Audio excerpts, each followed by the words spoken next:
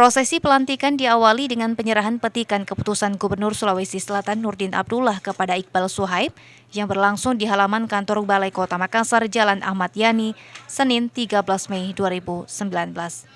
Iqbal Suhaib keluar sebagai pemenang setelah berhasil menggeser dua rival kuatnya dalam seleksi penjabat wali kota yang digelar beberapa bulan lalu, yakni staf ahli Gubernur Sulsel Dendi Irawan dan Kepala Dinas Kelautan dan Perikanan Sulsel Sulkaf Latif.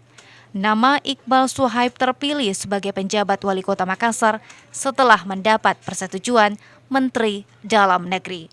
Sebelum terpilih sebagai pejabat wali kota Makassar, Ilham Suhaib menjabat sebagai Kepala Badan Penelitian dan Pengembangan Daerah Balikbangda Provinsi Sulawesi Selatan. Sebenarnya tidak ada istilah 100 hari kerja, tetapi yang penting yang prioritas pertama adalah saya konsolidasi internal. Ya, saya konsolidasi internal dulu, menyatukan visi misi semua ASN yang ada di Pemkab Makassar supaya kita menjadi satu arah gitu kan. Iqbal Suhaib akan menduduki posisi wali kota Makassar sebagai 18 bulan ke depan terhitung sejak pelantikan hingga pemilihan wali kota pada tahun 2020 mendatang. Musdalifah Lestari Rauf, Fajar TV dan Fajar Radio melaporkan.